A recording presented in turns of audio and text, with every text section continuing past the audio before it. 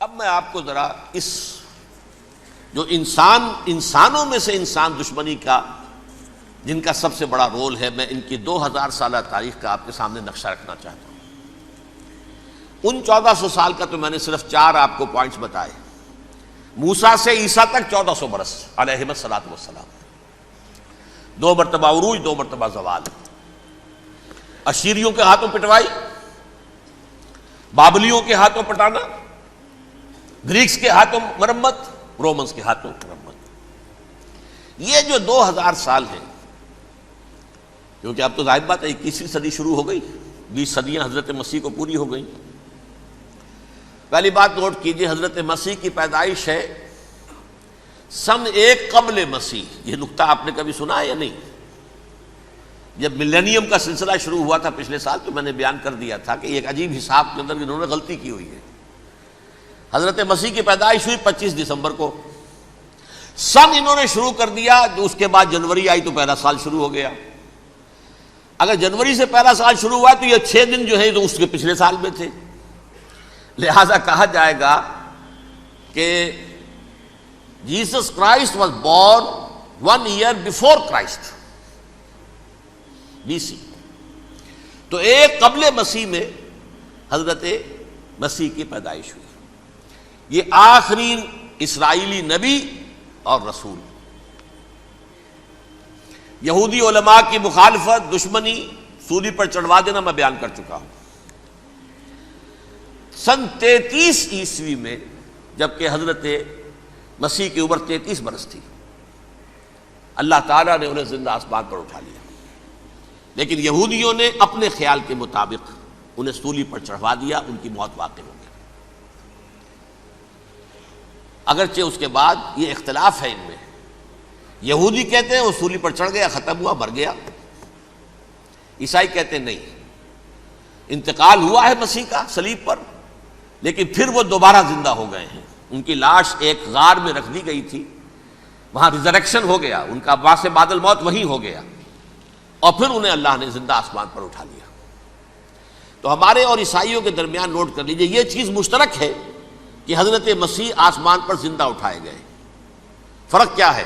وہ سمجھتے ہیں کہ سولی دیے گئے، سولی پر مرے، پھر زندہ ہوئے، پھر گئے۔ ہم سمجھتے ہیں کہ نہیں، وما صلبوہ وما قتلوہ، انہوں نے نہ صلیب دے سکے انہیں اور نہ انہیں قتل کر سکے، بل رفع اللہ الیہ، اللہ نے اٹھا لیا۔ پھر ہمارا اور یہ اس کا عیسائیوں کا ایک اور اتفاق ہے، سیکنڈ کمنگ آف جیسس، حضرت مسیح دوبارہ آئیں گے۔ یہ عیسائیوں کا بھی عقیدہ ہے اور ہمارا بھی۔ بہرحال تو جیسا کہ میں نے عرض کیا کہ اس وقت یہ عذاب استیصال، عذاب اکبر کے مستحق ہو چکے تھے، لیکن اللہ نے ان کی مدت دراز کی ہے۔ لیکن ان پر دنیاوی عذاب کا ایک کوڑا جو ہے اللہ تعالیٰ کی طرف سے اسی وقت برسا، دنیاوی عذاب دنیا میں رہتے ہوئے، ختم نہیں کیا۔ 37 برس بعد، حضرت مسیح کے رفع سماوی کے 37 برس بعد، سن 70 میں یہودیوں نے بغاوت کی رومیوں کے خلاف۔ رومی ٹائٹس جنرل تھا ایک، اس نے پھر جو حملہ کیا ہے، 1,33,000 یہودی ایک دن میں قتل کیا یروشلم میں، اور ہیکل سلیمانی گرا دیا۔ وہ ہیکل پہلے بھی گرا تھا، پہلے 1400 سال کے دوران میں بھی نبوکڈنضر نے گرایا تھا، لیکن پھر اس کے 150 سال بعد انہوں نے دوبارہ بنا لیا تھا، اس لیے وہ اسے سیکنڈ ٹیمپل کہتے ہیں۔ پہلا ٹیمپل جو حضرت سلیمان نے بنایا تھا، نبوکڈنضر نے گرا دیا 587 قبل مسیح میں، پھر دوبارہ انہوں نے 150 سال کے بعد بنا لیا۔ وہ اس تاریخ کا حصہ ہے، میں نے جس کے بارے میں آپ کو تفصیل نہیں بتائی۔ اس میں یہ ہوا سن 70 میں وہ گرا دیا گیا، وہ آج تک گرا پڑا ہوا ہے۔ نمبر 2، یہ کہہ دیا گیا کہ یہودیوں اس ارض فلسطین سے نکل جاؤ، تم یہاں نہیں رہ سکتے اب۔ لہذا جس کا جہاں سینگ سمایا چلا گیا، یورپ میں چلے گئے، ایشیا میں آ گئے، عرب میں آ گئے، یہ 3 قبیلے جو رات بھی میں نے عرض کیا تھا، بنو قینقاع، بنو نذیر اور بنو قریظہ، یہ وہاں سے آ کے مدینے میں آباد ہو گئے۔ جس کا جہاں سینگ سمایا، افریقہ میں، ہندوستان میں، جہاں چلے گئے، ڈایاسپورا اسے کہتے ہیں، وہ آپ نوٹ کر لیجئے اس لفظ کو، ڈایاسپورا، ہمارا دور انتشار، جبکہ ہمیں ہماری اصل سرزمین تو فلسطین ہے، حضرت ابراہیم کا مسکن، حضرت اسحاق حضرت یعقوب کا مسکن فلسطین، یہ ہے ہماری اصل جاگیر، یہ تو ہماری جدی پشتی جاگیر ہے، لیکن یہاں سے نکال دیے گئے سن 70 عیسوی میں، اور وہاں سے لے کے 1917 تک ان کا ڈایاسپورا جاری رہا۔ یہ دور انتشار ہے۔ اس دور انتشار کے اب چند حصے ہیں جس کو میں چاہتا ہوں کہ آپ علیحدہ علیحدہ سمجھ لیں۔ دور انتشار کا جو پہلا جو ہے تقریباً 300 برس، رومی حکمران تھے، وہ یہودیوں کے بھی دشمن تھے اور عیسائیوں کے بھی دشمن تھے، عیسائی اور یہودی ایک دوسرے کے بھی دشمن تھے، لیکن رومی سمجھتے تھے کہ یہ ایک ہی تھیلی کے چٹے بٹے ہیں۔ رومیوں کے نزدیک عیسائی بھی یہودیوں ہی کا ایک فرقہ تھے، کوئی علیحدہ مذہب تو تھا ہی نہیں، لہذا رومی جو ہیں رومنز وہ ان دونوں کو ستاتے تھے، مارتے تھے، اور یہ آپس میں لڑتے تھے، یہودی عیسائیوں کو مارتے تھے، عیسائی یہودیوں کو مارتے تھے۔ یہ ہے 300 برس تک کی تاریخ۔ سن 300 عیسوی میں کیا ہوا؟ ایک معجزہ ہو گیا۔ بہت عظیم ایمپرر کانسٹینٹائن، قسطنطین اعظم، رومن ایمپررز میں سے بہت بڑا ایمپرر، وہ عیسائی ہو گئے۔ اب تو معاملہ بالکل تلپٹ ہو گیا، پوری سلطنت عیسائی ہو گئی۔ اب عیسائیوں کے عیش ہو گئے اور یہودیوں پہ مار پڑنی شروع ہوئی۔ اب عیسائیوں کا آپ خود سوچئے کہ جنہیں وہ خدا بنا بیٹھے ہیں، خدا کا بیٹا قرار دے رہے ہیں، ان کے قاتل کون؟ یہودی بدماش۔ لہذا ان کی وہ پٹائی شروع ہوئی ہے یورپ میں، پوری رومن امپائر میں، انہیں ذلیل کیا گیا، شہروں میں آمد بند، علیحدہ رہو، گھیٹوز کے اندر رہو۔ یہودی کا نام جو ہے وہ گالی بن گیا، جیسے آج بھی یہودی گالی کہتے ہیں، جیسے خنزیر کا لفظ، آخر وہ بھی اللہ کی مخلوق ہے، لیکن آپ کو معلوم ہے کوئی شخص زبان پر نام نہیں لانا چاہتا خنزیر کا، سور کا، ہے تو مخلوق وہ بھی ایک حیوان ہے۔ ایسے ہی یہ ہے یہودی، یہودی گالی، جیوٹ گالی۔ لہذا ایک طرف تو ان دونوں کے درمیان دشمنی، جس کو قرآن کہتا ہے وَأَغْرَيْنَا بَيْنَهُمُ الْعَدَاوَةَ وَالْبَغْضَاءَ، ہم نے ان کے مابین دشمنی جو ہے پیدا کر دی۔ اور جب یہ پوری سلطنت عیسائی ہو گئی تو قافیہ تنگ ہو گیا یہودیوں کا۔ اب آئیے 571 عیسوی، یعنی جب کہ ڈایاسپورا کو کتنا عرصہ ہو چکا تھا؟ 500 برس۔ سن 70 سے شروع ہوا ڈایاسپورا، جب ٹائٹس نے گرایا ہے ہیکل کو اور نکال باہر کیا انہیں فلسطین سے، بھاگ جاؤ، یہاں ایک یہودی بھی نہیں رہے گا، فلسطین سے نکال دیے گئے۔ اس کے پورے 500 برس بعد سن 571 عیسوی میں حضور کی پیدائش ہوئی، ولادت باسعادت محمد الرسول اللہ صلی اللہ علیہ وسلم۔ 610 میں آپ پر وحی کا آغاز ہوا، لیکن حضور کے ساتھ ان کا معاملہ کیا رہا؟ اول تو جب کہ حضور ابھی مکے ہی میں تھے، یہودیوں نے ریشہ دوانیاں شروع کر دی حضور کے خلاف۔ قریش مکہ کو سکھاتے تھے، پڑھاتے تھے، ان سے یہ پوچھو، ان سے یہ پوچھو، انہیں اس طرح تنگ کرو، ان سے یہ امتحان لو، یہ آپ کے علم میں ہے۔ سورہ بنی اسرائیل میں، سورہ کہف میں وہ سوالات جو امتحانی سوالات آئے تھے، ذوالقرنین کون تھا، اصحاب کہف کون تھے، تم رسول بنے پھرتے ہو تو بتاؤ، اور یہ روح کی حقیقت کیا بتاؤ، یہ ساری ریشہ دوانیاں کر رہے تھے بیٹھے ہوئے، ابھی وہیں پر حضور ابھی پہنچے بھی نہیں۔ ہجرت فرما کر حضور تشریف لے آئے تو حضور نے، جسے ماسٹر سٹروک کہا جائے گا، یعنی اسٹیٹس مین شپ کا ماسٹر سٹروک، آپ نے مدینے میں آتے یہودیوں کے ساتھ پیکٹ کر دیا، جوائنٹ ڈیفنس پیکٹ آف مدینہ، کہ اگر مکے والے ہم پر حملہ کریں گے تو ہم مل جل کر ایک قوم کی حیثیت سے مقابلہ کریں گے۔ یہ میثاق مدینہ کہلاتا ہے، جس کے بہت غلط معنی پہنائے جا رہے ہیں آج کل۔ بہرحال میں موضوع میرا چونکہ یہ نہیں، میں ادھر نہیں جاؤں گا، لیکن ہوا کیا؟ ہر مرتبہ یہ خیانت کے مرتکب ہوئے، ان نے جو عہد کیے تھے ان سے پھرے، اندر ہی اندر سازش، ریشہ دوانی، حضور کی بدترین دشمنی۔ سورہ نساء کی آیت نمبر 12 میں 14 میں 13 میں فرمایا ہے لا تزال تطلع علی خائنۃ منہم، اے نبی ہمیشہ آپ کے علم میں ان کی طرف سے خیانتیں، بددیانتیاں آتی رہیں گی. اور بار بار وہ مسلسل جنگ کی آگ بھڑکاتے تھے. قریش کو دعوت دیتے، آؤ آؤ آؤ ہم اندر سے بغاوت کر دیں گے، تم آؤ تو صحیح، ختم کریں محمد کو اور اہل ایمان کو صلی اللہ علیہ وسلم ورضی اللہ تعالی عنہم اجمعین. لیکن پھر جب وہ آتے تھے تو یہ دبک جاتے تھے، ان میں ہمت نہیں تھی، میدان کے مرد نہیں رہے تھے. یہ سورہ حشر میں ان کا نقشہ کھینچا گیا ہے. کھلے میدان میں مقابلے کی اس کے اندر صلاحیت ہی نہیں ہے.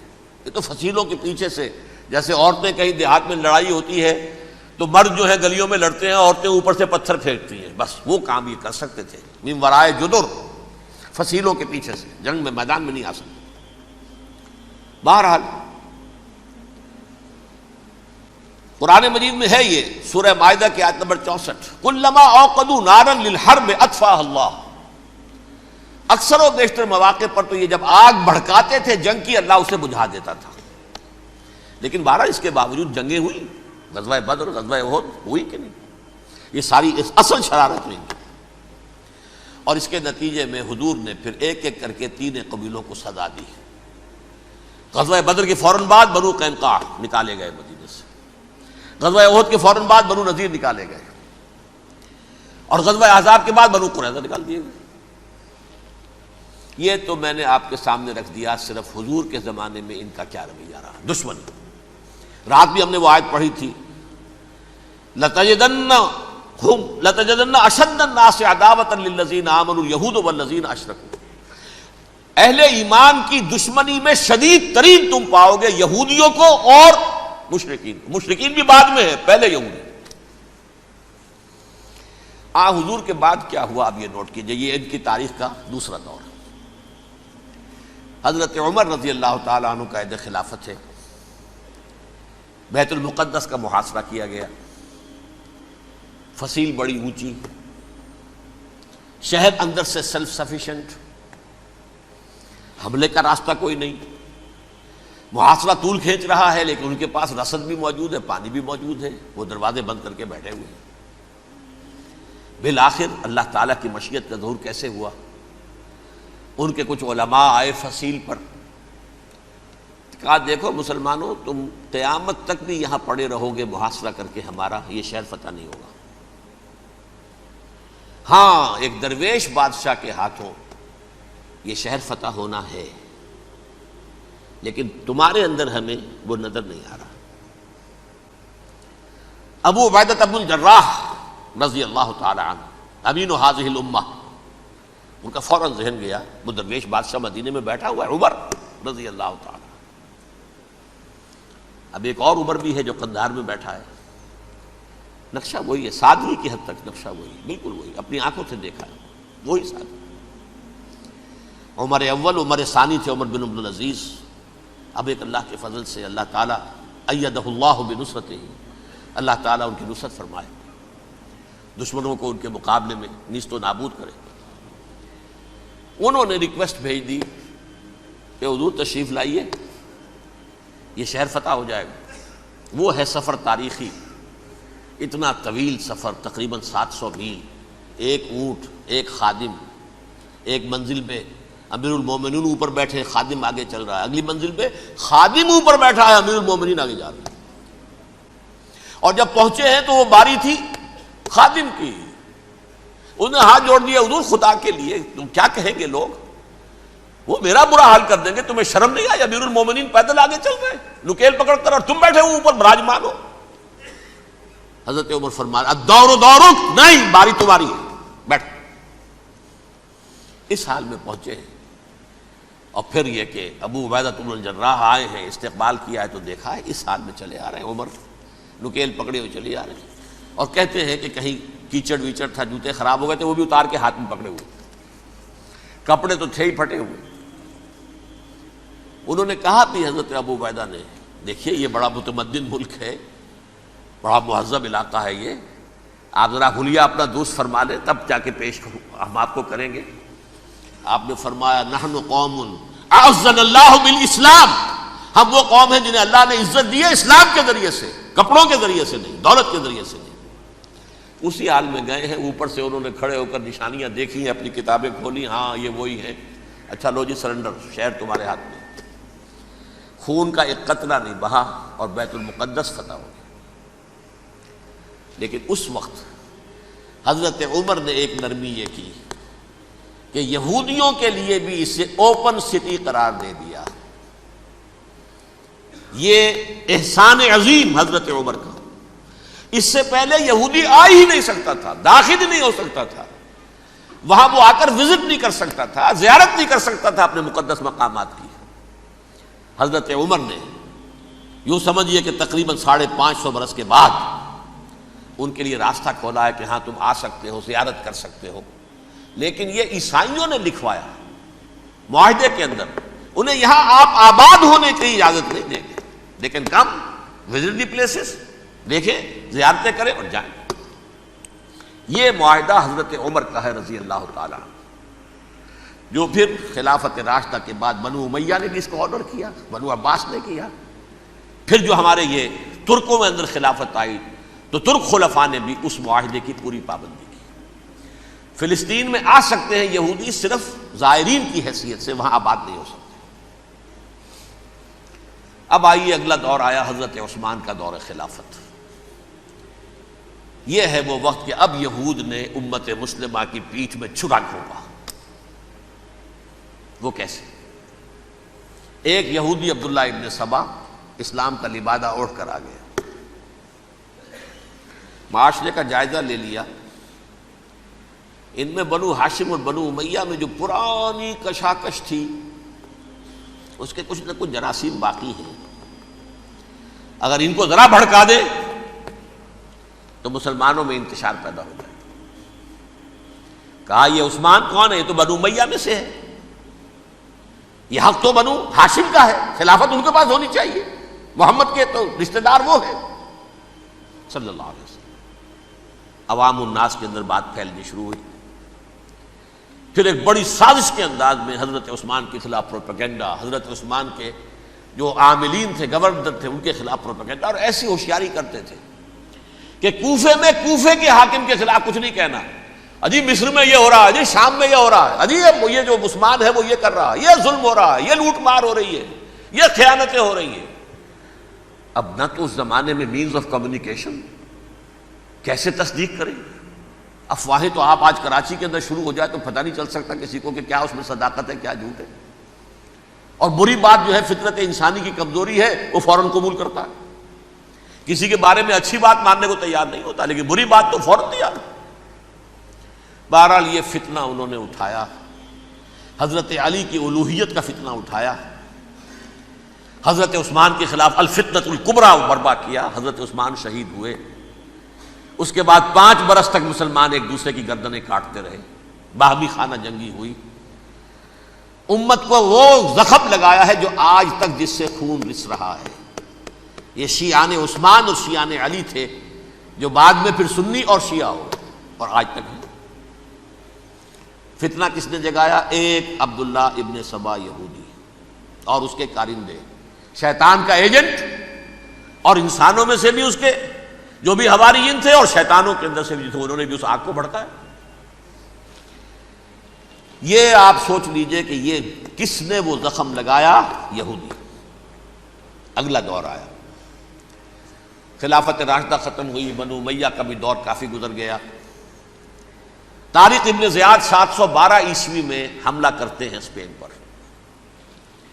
اسپین اس وقت عیسائیت کا بہت بڑا گڑھ، بڑے کٹر ترین عیسائی جو ہے وہ اسپین میں تھے، لہذا یہودیوں کی وہاں بہت پٹائی ہوتی تھی، بہت پٹائی ہوتی ہے، میں بتا چکا ہوں، دشمنی تھی ان کی تو چلی آ رہی تھی عیسائیوں کے ہاتھوں یہودیوں کی، وہ تو سن 300 عیسوی سے ایمپرر کانسٹنٹائن کے بعد سے شروع ہو گئی تھی۔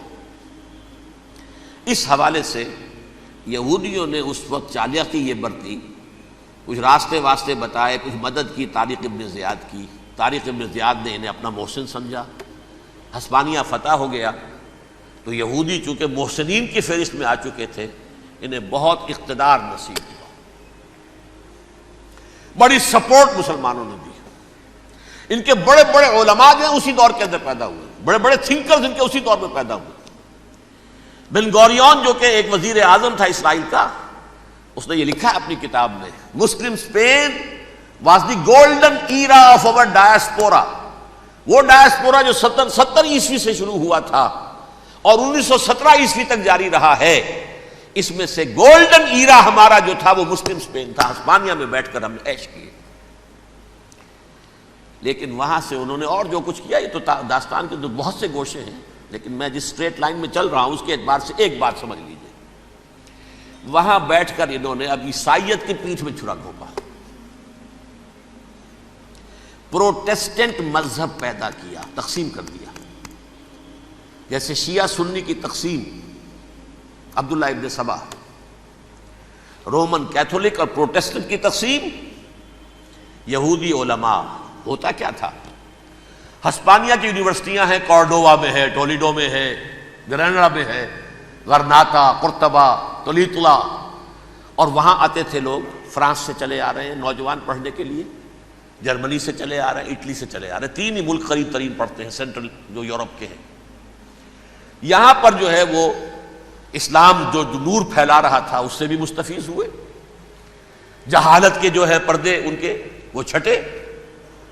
اس کے ساتھ ہی وہ یہودی وہاں ان کے اندر جو جراثیم داخل کر رہے تھے، وہ اس عیسائیت کے خلاف بغاوت، جو اس وقت دنیا میں عیسائیت اس وقت تھی. پوپ کا راج تھا دنیا میں اس وقت. یورپ میں جو عیسائیت تھی اس میں ایک طرف بادشاہ تھے، لیکن بادشاہوں کی حیثیت وہاں پر یوں سمجھ لیجئے کٹ پتلیوں کی تھی. اصل قوت پوپ کے ہاتھ میں تھی. اور پوپ کو انہوں نے جیسے قرآن نے کہا اتخذوا احبارهم ورهبانهم اربابا من دون اللہ، چونکہ سینٹ پال نے شریعت موسوی ساقط کر دی تھی تو اب شریعت تھی ہی نہیں. پوپ کو اختیار تھا جس چیز کو چاہے حلال قرار دے دے، جس چیز کو چاہے حرام قرار دے دے. اتخذوا احبارهم ورهبانهم اربابا من دون اللہ. انہوں نے کہا صاحب یہ پوپ کس بلا کا نام ہے، یہ بھی انسان ہے. بات تو ٹھیک تھی نا، اصل حیثیت تو کتاب کی ہونی چاہیے نا، ڈیوائن بک، دی ریویلڈ اسکرپچر. لہذا اور یہ کتاب ہر شخص پڑھ سکتا ہے. کوئی پوپ کے باپ کو جو ہے کوئی اس کے لیے پروپرائٹری رائٹس تو نہیں ہے کہ صرف پوپ پڑھ سکتا ہے یا پادری پڑھ سکتے ہیں. ہم بھی پڑھ سکتے ہیں، ہم بھی سمجھ سکتے ہیں.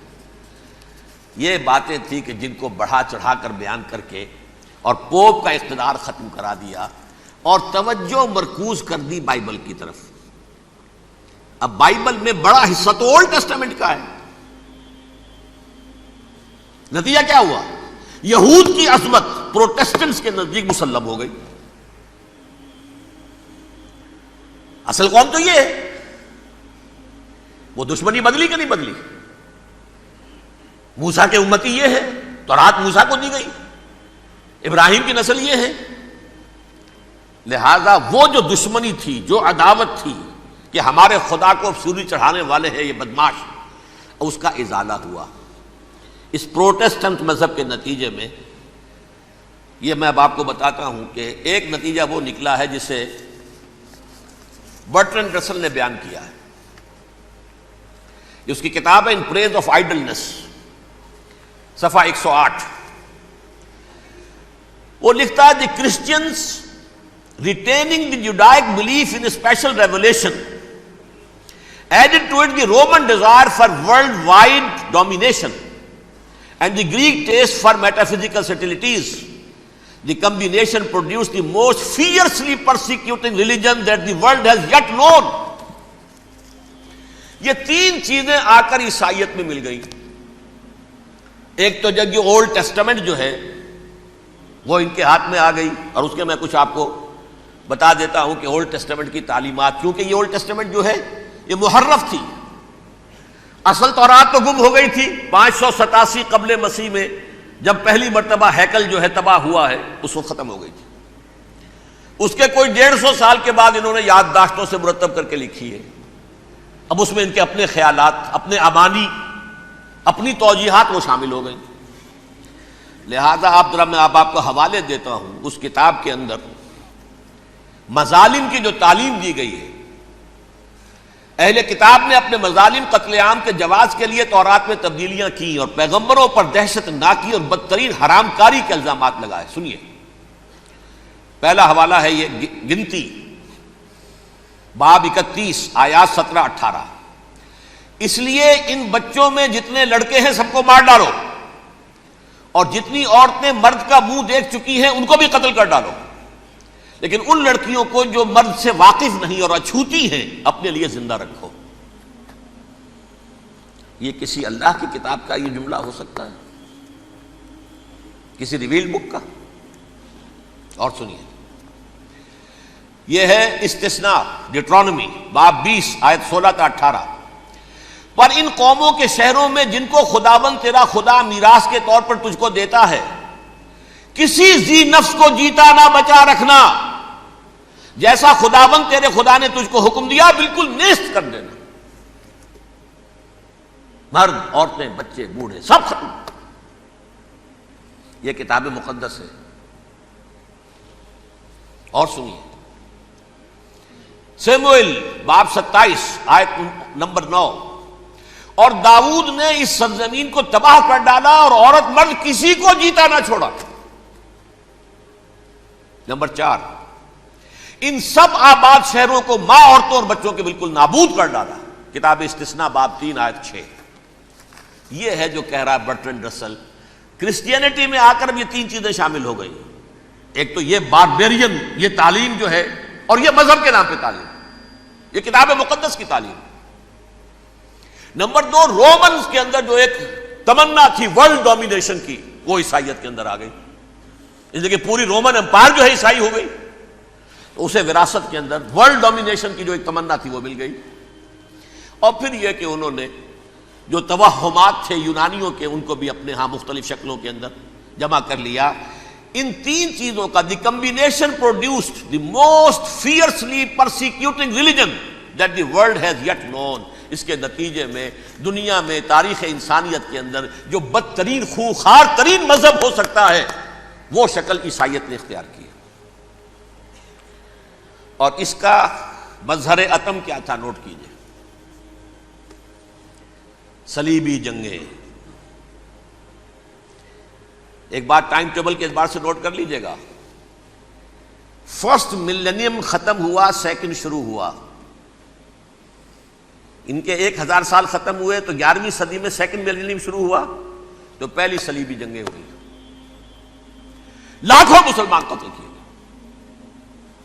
صرف یروشلم کے اندر اتنا خون بہایا ہے کہ خود ان کے ہسٹورینز لکھتے ہیں کہ جب ان صلیبیوں نے جب گھوڑوں کے ساتھ وہ چل رہے تھے گلیوں میں، تو ان کے گھوڑوں کے گھٹنوں تک خون کی ندی بہ رہی تھی. جہاں سے گزرے ختم کرتے چلے گئے، آبادیاں کی آبادیاں ختم کر دی. اگرچہ اس کروسیڈ میں گیہوں کے ساتھ گھن بھی پسا، یہودی بھی بہت مارے گئے. یہ فرانس سے، جرمنی سے جب یہ کروسیڈرز آ رہے تھے، 3000 میل کا سفر طے کر کے آئے تھے. سوچئے تو صحیح. اربن ثانی پوپ جو تھا، آگ لگا دی تھی اس نے پورے یورپ کے اندر. شرم سے ڈوب مرو، تمہارے مقدس علاقے مسلمانوں کے ہاتھ میں. انفیڈلز، یہ کافر، یہ مرتد، یہ ملحد. مسیح جہاں پیدا ہوا، مسیح کو جہاں سولی دی گئی، وہ کہاں ہے؟ ان کے ہاتھ میں. وہ آگ لگائی ہے، 3000 میل کا فاصلہ طے کر کے یہ قومیں آئی ہیں وہاں. اور جو تباہی مچائی ہے انہوں نے، تاریخ انسانی میں ایسی بربریت کی کوئی مثال. اور یہ ان کے اپنے ہسٹورینز لکھتے ہیں. شرم کے مارے ایسے محسوس ہوتا ہے جیسے ان کی گردنیں جھکی جا رہی ہوں. لکھتے ہیں